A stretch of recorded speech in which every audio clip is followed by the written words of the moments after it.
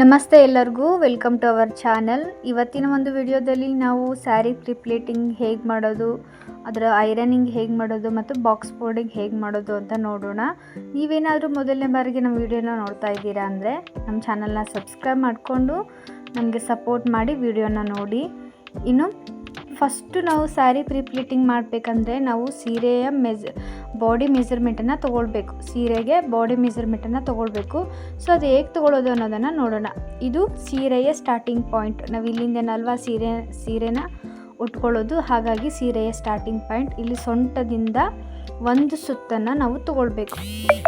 ನಮ್ಮ ಬಲಗಡೆಯಿಂದ ಮತ್ತು ಎಡಗಡೆವರೆಗೂ, ನಮ್ಮ ಬಲಗಡೆಯಿಂದ ಎಡಗಡೆವರೆಗೂ ಒಂದು ಸುತ್ತನ್ನು ತೊಗೊಳ್ಬೇಕು. ಸೊ ಇಲ್ಲಿ ಮಿಡಲ್ ಕೂಡ ತೊಗೊಳ್ಬೋದು, ಆದರೆ ನಾವು ನೆರಿಗೆಯನ್ನು ಮಾಡಿದಾಗ ಸೆಂಟರ್ ಪ್ಲೇಟ್ ಸೈಡ್ ಹೋಗುತ್ತೆ. ಹಾಗಾಗಿ ನಮ್ಮ ಎಡಗಡೆ ಭಾಗ ಏನಿರುತ್ತೆ, ನಾವು ಚೂಡಿದಾರ್ ಹಾಕಿರ್ತೇವಲ್ವ, ಅದು ಲೈನ್ ಬಂದಿರುತ್ತಲ್ಲ ಅಲ್ಲಿಗೆ ತೊಗೊಂಡು ಒಂದು ಪಿನ್ನನ್ನು ಹಾಕಿ.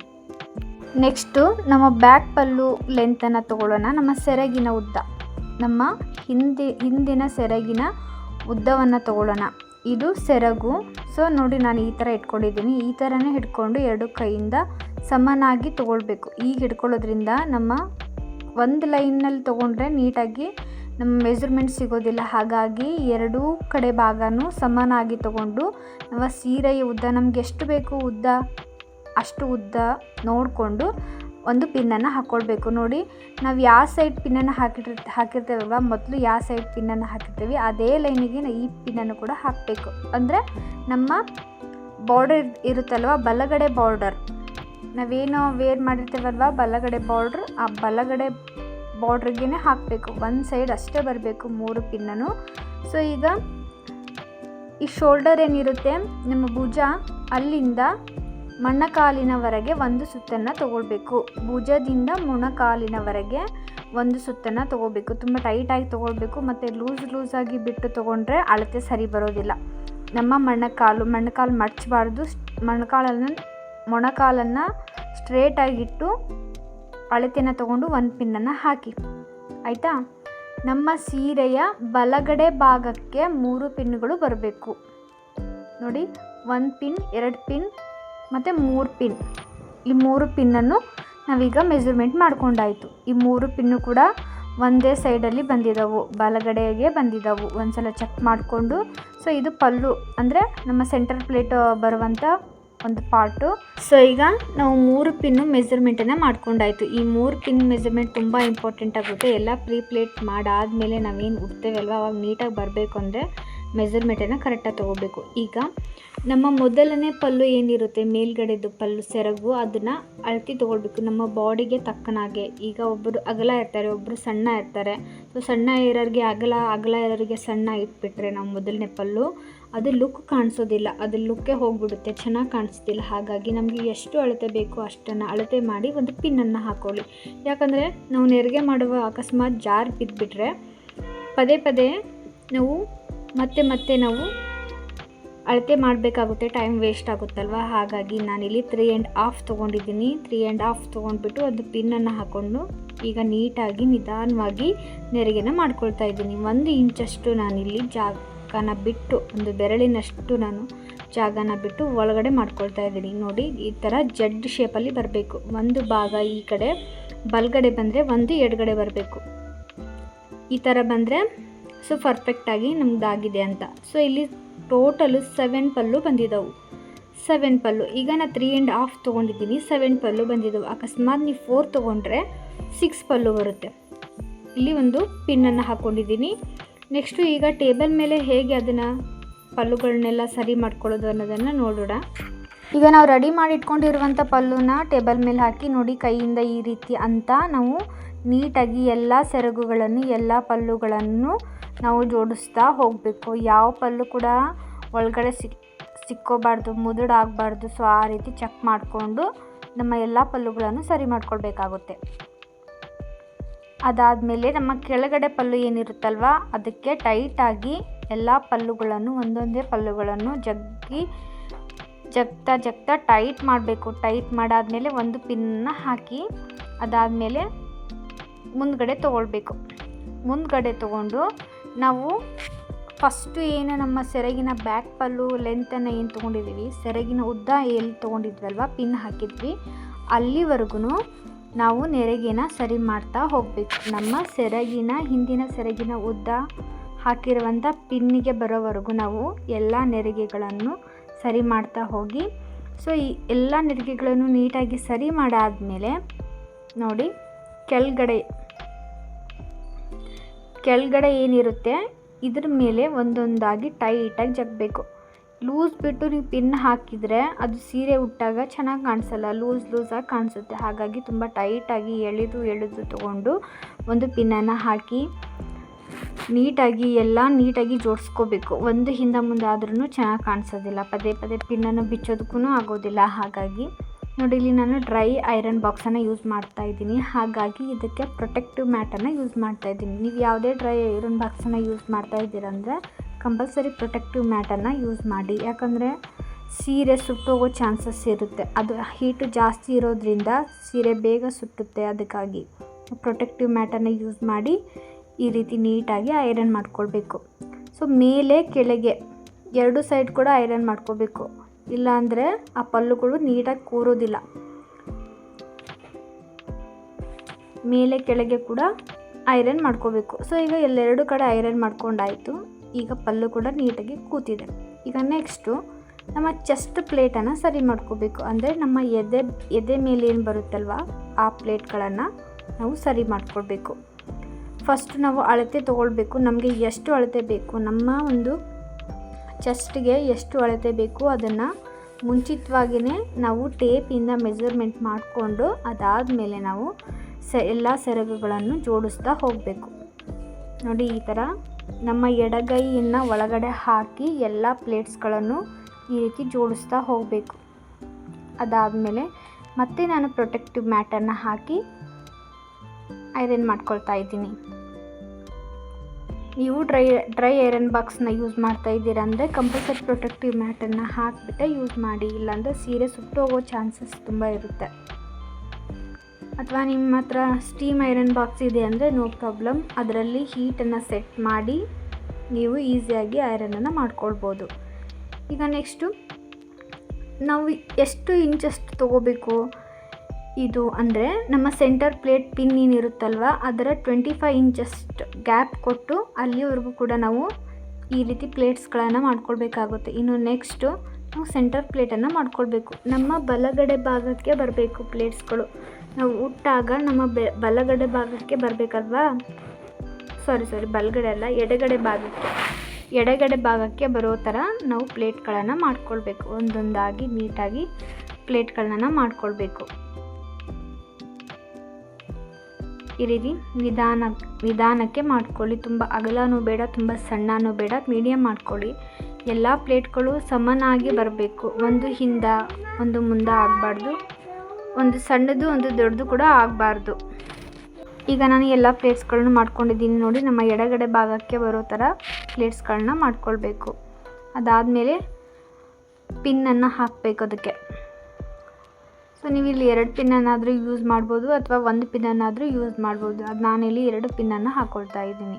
ಟೈಟಾಗಿ ಯಾವುದೇ ರೀತಿ ಹಿಂದೆ ಮುಂದೆ ಹೋಗದೇ ಇರೋ ರೀತಿ ಜೋಡಿಸ್ಕೊಂಡು ಇಲ್ಲಿ 2 ಪಿನ್ನನ್ನು ನಾನು ಹಾಕ್ಕೊಂಡಿದ್ದೀನಿ. ಇನ್ನು ನೆಕ್ಸ್ಟು ನಾವು ಸೆಂಟರ್ ಪ್ಲೇಟ್ನ ಮಾಡ್ಕೊಂಡಾದಮೇಲೆ ಆ ಸೆಂಟರ್ ಪ್ಲೇಟನ್ನು ನಮ್ಮ ಟೇಬಲಿನ ಮಧ್ಯಭಾಗಕ್ಕೆ ಹಾಕಬೇಕು. ಹಾಕಿ 2 ಕ್ಲಿಪ್ಪನ್ನು ನಾನಿಲ್ಲಿ ಹಾಕ್ಕೊಳ್ತಾ ಇದ್ದೀನಿ. ಯಾಕಂದರೆ ಟೈಟ್ ಆಗಬೇಕಲ್ವ, ನಾವು ಟೈಟಾಗಿ ಜಗ್ಗುವಾಗ ಅದು ಮುಂದೆ ಬರದೇ ಇರೋ ಥರ 2 ಕ್ಲಿಪ್ಪನ್ನು ಹಾಕಿ ಸೆಕ್ಯೂರ್ ಮಾಡಬೇಕು. ಈಗ ನಮ್ಮ ಒಂದು ಎಡಗೈಯಿಂದ ಒಂದೊಂದೇ ಪಲ್ಲುನ ಜಗ್ತಾ ಹೋಗಬೇಕು. ಒಂದೊಂದೇ ಪಲ್ಲುನ ಜಗ್ಗಿ ಎಡಗೈಯಿಂದ ಬಲಗೈಗೆ ಒಂದೊಂದೇ ಪಲ್ಲುನ ಟ್ರಾನ್ಸ್ಫರ್ ಮಾಡಬೇಕು. ನಮ್ಮ ಎಡಗೈಯಿಂದ ಟೈಟಾಗಿ ಪಲ್ಲುನ ಜಗ್ಗಿ ಎಡಗೈಯಿಂದ ಬಲಗೈಗೆ ಸೀರೆನ ಟ್ರಾನ್ಸ್ಫರ್ ಮಾಡ್ತಾ ಹೋಗಬೇಕು. ಆಗ ಎಲ್ಲ ನೆರಿಗೆಗಳು ನೀಟಾಗಿ ಬರುತ್ತೆ. ಅದಾದಮೇಲೆ ಎಲ್ಲ ಪಲ್ಲುಗಳನ್ನು ಹೀಗೆ ಉಲ್ಟಾ ಹಾಕಿ ನಮ್ಮ ಬಲಗೈಯಿಂದ ಕೆಳಗಡೆ ಪ್ಲೇಟನ್ನು ಸರಿ ಮಾಡಿಕೊಂಡು ಈಗ ಒಂದ್ರ ಮೇಲೆ ಒಂದರಂತೆ ಅರ್ಧ ಇಂಚಷ್ಟು ಗ್ಯಾಪನ್ನು ಕೊಟ್ಟು ನೀಟಾಗಿ ನಾವು ಕೆಳಗಡೆ ಒಂದು ಭಾಗ ಏನಿರುತ್ತೆ ನೆರಿಗೆ ಅದನ್ನು ನೀಟಾಗಿ ಜೋಡಿಸ್ಕೊಳ್ಬೇಕು. ಸೊ ನೋಡ್ಕೊಳ್ಳಿ ನೀಟಾಗಿ ಹೇಗೆ ಜೋಡಿಸ್ಕೊಳ್ಳೋದು ಅಂತ. ಸೊ ಇದೇ ರೀತಿ ಮಾಡ್ಕೊಳ್ಬೇಕು. ನಮ್ಮ ಸೀರೆ ಚೆನ್ನಾಗಿ ಕಾಣಬೇಕು ಉಟ್ಟಾಗ ಅಂದರೆ ಇದು ಮೇನ್ ಇಂಪಾರ್ಟೆಂಟು. ನಮ್ಮ ನೆರಿಗೆನೇ ಅಲ್ವಾ ಮೇನ್ ಲುಕ್ ಕೊಡೋದು ಸೀರೆನ ಉಟ್ಟಾಗ. ಇದನ್ನು ನೀಟಾಗಿ ಒಂದ್ರ ಮೇಲೆ ಒಂದು ಅರ್ಧ ಇಂಚಷ್ಟು ಗ್ಯಾಪ್ ಕೊಟ್ಟು ಎಲ್ಲ ಪ್ಲೇಟ್ಸ್ಗಳು ಸೇಮ್ ಕಾಣಬೇಕು. ಒಂದು ಹೆಚ್ಚು ಒಂದು ಕಡಿಮೆ ಆಗದೇ ಇರೋ ರೀತಿಲಿ ನೀಟಾಗಿ ಒಂದ್ರ ಮೇಲೆ ಒಂದು ಎಲ್ಲ ಪ್ಲೇಟ್ಗಳನ್ನು ನೀಟಾಗಿ ಜೋಡಿಸ್ಕೊಳ್ಬೇಕು. ಅದಾದಮೇಲೆ ಒಂದು ಸಲ ಜೋಡಿಸ್ಕೊಂಡಾದ್ಮೇಲೆ ಎಲ್ಲನೂ ಇನ್ನೊಂದು ಸಲ ನೀಟಾಗಿ ಹೊಂದಿಸ್ಕೊಳ್ಬೇಕು. ಸೊ ನಮ್ಮ ಬಾರ್ಡರಿನ ಲೈನ್ ಏನಿರುತ್ತೆ ಆ ಲೈನನ್ನು ನೋಡಿಬಿಟ್ಟು ಜೋಡಿಸ್ಕೊಳ್ಳಿ. ಆಗ ನಮಗೆ ಕರೆಕ್ಟಾಗಿ ಅಳತೆ ಕಾಣಿಸುತ್ತೆ. ಎಲ್ಲಿ ಹಿಂದೆ ಮುಂದೆ ಎಲ್ಲಿ ಹೋಗಿದೆ ಅನ್ನೋದನ್ನು ನೀಟಾಗಿ ನಮಗೆ ಗೊತ್ತಾಗುತ್ತೆ. ಬಾರ್ಡರನ್ನು ನೋಡಿಬಿಟ್ಟು ಎಲ್ಲ ಪ್ಲೇಟ್ಸ್ಗಳನ್ನು ಅರ್ಧ ಇಂಚಷ್ಟು ಗ್ಯಾಪ್ ಕೊಟ್ಟು ಜೋಡಿಸ್ಕೊಂಡು ನಮ್ಮ ಸೆರಗಿನ ಫಸ್ಟ್ ಪ್ಲೇಟ್ ಏನಿರುತ್ತೆ ಅದ್ರ ಮೇಲಿನ ಪಿನ್ನನ್ನು ಹಾಕಬೇಕು. ನೋಡಿ ನಮ್ಮ ಸೆಂಟರ್ ಪ್ಲೇಟಿನ ಮೊದಲನೇ ಪ್ಲೇಟಿನ ಮೇಲೆ ಪಿನ್ನನ್ನು ಹಾಕಬೇಕು. ಆಗ ಎಲ್ಲ ಪ್ಲೇಟ್ಗಳು ಟೈಟ್ ಆಗುತ್ತೆ.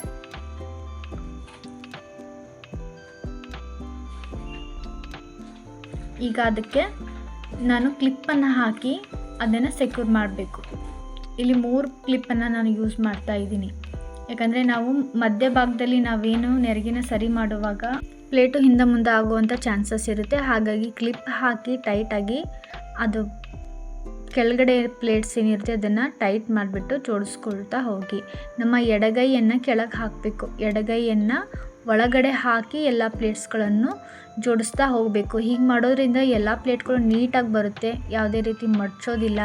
ಸೊ ಇದೇ ರೀತಿ ಮಾಡ್ಕೊಳ್ಬೇಕು. ನಮ್ಮ ಕೆಳಗಡೆ ಪ್ಲೇಟನ್ನು ಎಷ್ಟು ಇಂಚಸ್ ಗ್ಯಾಪ್ ಕೊಟ್ಬಿಟ್ಟು ನಾವು ಪಿನ್ನನ್ನು ಹಾಕ್ಕೊಂಡಿದ್ದೀವಲ್ವ, ಇಲ್ಲಿ ಕೂಡ ಅಷ್ಟೇ ಇಂಚಷ್ಟು ಗ್ಯಾಪ್ ಕೊಟ್ಬಿಟ್ಟು ನಾವು ಸಮಾನಾಗಿ ಜೋಡಿಸ್ಕೊಂಡ್ಬಿಟ್ಟು ಪಿನ್ನನ್ನು ಹಾಕ್ಕೊಳ್ಬೇಕಾಗುತ್ತೆ. ನೋಡಿ ಇದು ಕೂಡ ಅಷ್ಟೇ. ನಮ್ಮ ಮೊದಲನೇ ಪ್ಲೇಟ್ ಏನಿರುತ್ತೆ ಅದ್ರ ಮೇಲೆ ಪಿನ್ನನ್ನು ಹಾಕಬೇಕು.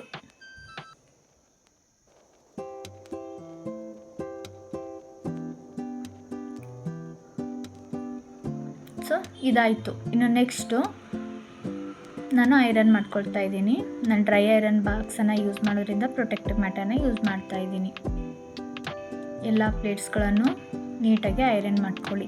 ಈ ಸೀರೆನ ನಾನು ರಿಪ್ಲೇಟ್ ಮಾಡೋದಕ್ಕೂ ಮುಂಚೆ ಒಂದು ಸಲ ನೀಟಾಗಿ ಎಲ್ಲ ಸೀರೆನೂ ಐರನ್ ಮಾಡ್ಕೊಂಡಿದ್ದೆ. ಹಾಗಾಗಿ ಪ್ಲೇಟ್ಸ್ಗಳನ್ನು ಅಷ್ಟೇ ನಾನು ಐರನ್ ಮಾಡ್ಕೊಳ್ತಾ ಇದ್ದೀನಿ. ಸೀರೆ ಆಲ್ರೆಡಿ ಐರನ್ ಆಗಿದೆ, ಹಾಗಾಗಿ ಪ್ಲೇಟ್ಸ್ಗಳನ್ನ ಅಷ್ಟೇ ಐರನ್ ಮಾಡ್ಕೊಳ್ತಾ ಇದ್ದೀನಿ. ಅಕಸ್ಮಾತ್ ನೀವೇನಾದರೂ ಮಾಡ್ಕೊಂಡಿಲ್ಲ ಅಂದರೆ ಪ್ಲೇಟ್ಸ್ಗಳ ಜೊತೆಗೆ ಸೀರೆ ಕೂಡ ಐರನ್ ಮಾಡ್ಕೊಳ್ಬೇಕು. ಈಗ ಎಲ್ಲ ಪ್ಲೇಟ್ಸ್ಗಳನ್ನು ತೆಗಿತಾ ಇದ್ದೀನಿ ನಾನು.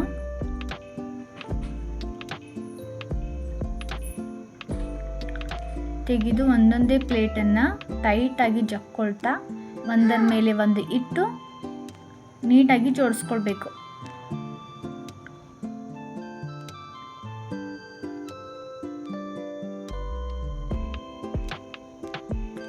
ನಮ್ಮ ಸೆಂಟರ್ ಪ್ಲೇಟು ನಮ್ಮ ಕೆಳಗಡೆ ಭಾಗ ಮತ್ತು ಮಧ್ಯ ಭಾಗದಲ್ಲಿ ನಾವು ಎಷ್ಟು ಅಗಲ ಬಿಟ್ಟು ಪಿನ್ ಹಾಕಿದ್ವಲ್ವ ಅದರ ಅರ್ಧದಷ್ಟು ತೊಗೊಳ್ಬೇಕಿದ್ದು.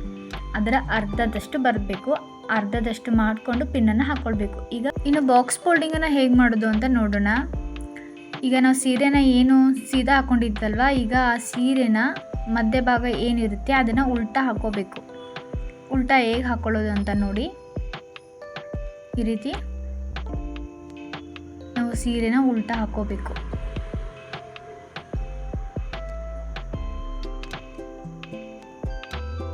ಒಂದ್ಸಲ ನಾವು ಪ್ಲೇಟನ್ನು ನೀಟಾಗಿ ಬಂದಿದೋ ಇಲ್ವೋ ಅಂತ ಹೇಳಿ ಹೊಳಿಸ್ಬಿಟ್ಟು ನೋಡ್ಕೊಳ್ಬೇಕು. ಕೆಲವೊಂದು ಟೈಮ್ ಏನಾಗುತ್ತೆ ಉಲ್ಟಾ ಮಡ್ಚ್ಕೊಂಡು ಬಿಡುತ್ತೆ. ನಾವು ಹಾಗೆ ನೋಡ್ದೇ ಹಾಗೆ ಬಾಕ್ಸ್ ಫೋಲ್ಡಿಂಗ್ ಮಾಡಿಬಿಟ್ರೆ ಅದು ಸೀರೆ ಉಲ್ಟಾನೇ ಬಾಕ್ಸ್ ಫೋಲ್ಡ್ ಆಗಿಬಿಡುತ್ತೆ. ಹಾಗಾಗಿ ಒಂದ್ಸರಿ ಹೊಳಿಸ್ಬಿಟ್ಟು ನೋಡಬೇಕು ಕರೆಕ್ಟ್ ಇದೆಯಾ ಇಲ್ವಾ ಅಂತ. ಕೆಳಗಡೆ ಭಾಗವನ್ನು ತಗೊಂಡು ಒಂದು ಫೋಲ್ಡನ್ನು ಮಾಡಿದ್ದೀನಿ, ಅದು ಸೀರೆಯ ಒಳಗಡೆನೆ. ಈಗ 2 ಫೋಲ್ಡ್, ಟೋಟಲಾಗಿ 2 ಫೋಲ್ಡ್ ಮಾಡ್ತಾಯಿದ್ದೀನಿ. ಈಗ ಒಂದು ಸತಿ ಹೊಳಿಸ್ಬಿಟ್ಟು ನೋಡಿ ಸೆಂಟರ್ ಪ್ಲೇಟ್ ನಡು ಬಂದಿದೆಯಾ ಇಲ್ವಾ ಅಂತ. ಅಕಸ್ಮಾತ್ ಸೈಡ್ ಹೋದರೆ ಸರಿ ಇಲ್ಲ ಅಂತ ಅರ್ಥ. ಮತ್ತೆ ನೀಟಾಗಿ ಮಾಡ್ಕೊಳ್ಳಿ. ಈಗ ನಾನು 4 ಭಾಗವನ್ನಾಗಿ ಮಾಡ್ತೀವಿ ನಾವು. ಅದರಲ್ಲಿ 3ನೇ ಭಾಗಕ್ಕೆ ನಾವು ನಮ್ಮ ಒಂದು ಚೆಸ್ಟ್ ಪ್ಲೇಟನ್ನು ಹಾಕಬೇಕು. ಹಾಕಿ ನಾವು ಬಾಕ್ಸ್ ಫೋಲ್ಡಿಂಗಿಗೆ ಎಷ್ಟು ಸೈಜಲ್ಲಿ ಬೇಕು ಅಷ್ಟು ಸೈಜಲ್ಲಿ ಕೈ ಇಟ್ಟು ನೋಡಿಕೊಂಡು ಮುಂದುಗಡೆ ತಳ್ಳಿ. ಅದಾದಮೇಲೆ ನಾನಿಲ್ಲಿ 2 ಫೋಲ್ಡನ್ನು ಮಾಡ್ತಾಯಿದ್ದೀನಿ, 1 2 ಫೋಲ್ಡ್. ಇದಾದಮೇಲೆ ನೆಕ್ಸ್ಟು ಎಲ್ಲ ಸೀರೆನೂ ನೀಟಾಗಿ ಸರಿ ಮಾಡಿಕೊಂಡು ಈ ಕಡೆ ಬಲಗಡೆ ಭಾಗದಿಂದ 1 ಫೋಲ್ಡನ್ನು ಮಾಡಬೇಕು. ಚೆಸ್ಟ್ ಪ್ಲೇಟ್ ಏನಿದೆಯಲ್ವ ಮುಂದ್ಗಡೆ ಹಾಕಿದ್ದು, ಅದು ಯಾವುದೇ ಕಾರಣಕ್ಕೂ ಮುದುಡ ಆಗಬಾರ್ದು, ಆ ರೀತಿಲಿ ಮಾಡ್ಕೊಳ್ಬೇಕು. ಅದಾದಮೇಲೆ ಎಡಗಡೆಯಿಂದ 2 ಫೋಲ್ಡ್, ಎಡಗಡೆಯಿಂದ 2 ಫೋಲ್ಡನ್ನು ಮಾಡಿ ಈ ರೀತಿ ಬಾಕ್ಸ್ ಫೋಲ್ಡಿಂಗನ್ನು ಮಾಡಬೇಕು. ಈ ಒಂದು ವಿಡಿಯೋ ನಿಮಗೇನಾದರೂ ಇಷ್ಟ ಆಗಿದ್ದರೆ ಪ್ಲೀಸ್ ಲೈಕ್ ಮಾಡಿ. ನಮ್ಮ ಚಾನಲ್ ಏನಾದರೂ ಇನ್ನೂ ಸಬ್ಸ್ಕ್ರೈಬ್ ಮಾಡ್ಕೊಂಡಿಲ್ಲ ಅಂದರೆ ಈಗಲೇ ಸಬ್ಸ್ಕ್ರೈಬ್ ಮಾಡ್ಕೊಳ್ಳಿ. ಹಾಗೆ ನಮ್ಮಲ್ಲಿ ಫ್ರೀ ಪ್ಲೇಟಿಂಗ್ ಸರ್ವಿಸ್ ಕೂಡ ಅವೈಲೇಬಲ್ ಇದೆ, ಹಾಗೆ ಆನ್ಲೈನ್ ಕ್ಲಾಸಸ್ ಕೂಡ ಅವೈಲೇಬಲ್ ಇದೆ. ಯಾರಿಗಾದರೂ ಇಂಟ್ರೆಸ್ಟ್ ಇದ್ದರೆ ಜಾಯ್ನ್ ಆಗಿ. ಕಮೆಂಟ್ ಸೆಕ್ಷನ್ನಲ್ಲಿ ನೀವು ಆನ್ಲೈನ್ ಕ್ಲಾಸ್ ಅಂತ ಹೇಳಿ ಕಮೆಂಟ್ ಮಾಡಿದರೆ ನಾನು ನಿಮಗೆ ಡೈರೆಕ್ಟಾಗಿ ಮೆಸೇಜ್ ಮಾಡಿ ಜಾಯಿನ್ ಮಾಡ್ಕೊಳ್ತೀನಿ.